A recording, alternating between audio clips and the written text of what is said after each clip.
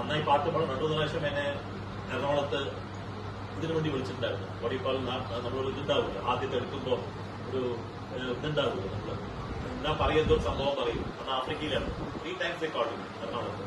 ഫ്ലൈറ്റൊക്കെ അവിടെ തരാൻ പറ്റും.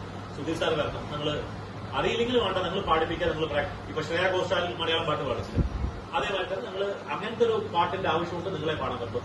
ഞാൻ പറഞ്ഞു, പാട്ട്, ബൈക്ക്, കുക്കിംഗ്. ഞാൻ കുക്കിംഗ് ചെയ്യും. ചിലപ്പോൾ ഭാര്യ പറയാൻ നമുക്ക് ഒരു ഹോട്ടൽ നടത്തിക്കൂടെ, അവൾ കുറെ പ്രാവശ്യം പറഞ്ഞിട്ടുണ്ട്. നമുക്ക് നല്ലൊരു തട്ടുകടിയിടാവും.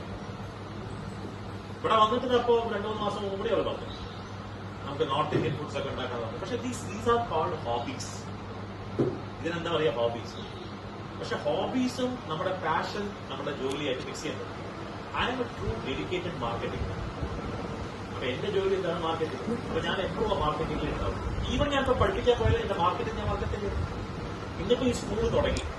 ഈ സ്കൂളിൽ ഇപ്പൊ എവിടെയില്ലാത്ത, ആരും അറിയാത്തത് ഇപ്പൊ ലോകം മുഴുവൻ അറിയാൻ തുടങ്ങിയിട്ടുണ്ട്. ഒന്നും ചെയ്തിട്ടില്ല. എന്ത് കാരണം ചെയ്യാൻ പറ്റിയത്? മാർക്കറ്റിംഗ് 2 വിധം ചെയ്യാൻ പറ്റും. ഒന്ന് പൈസ ചെലവാക്കിയിട്ട്, ഒന്ന് പൈസ ചെലവാക്കാം. പൈസ ചെലവാക്കിയിട്ടില്ലെങ്കിൽ നമ്മുടെയൊക്കെ ആവശ്യമുണ്ട്.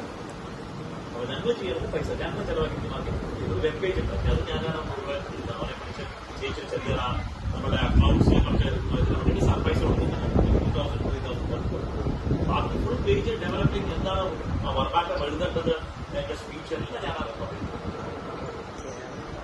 അപ്പോ എനിക്കും കുറെ അവിടെ ഇവിടെയൊക്കെ കാല് വെക്കാം. പക്ഷെ ഞങ്ങൾക്ക് പോയി നല്ല സിംഗറൊക്കെ ആയിട്ട് പറയുന്നത് നല്ല കാശാണ്. കണ്ടമാനം പൈസ ഒരു പാട്ടിന് ചിലവർക്ക് നല്ല ലക്ഷക്കണക്കിലെ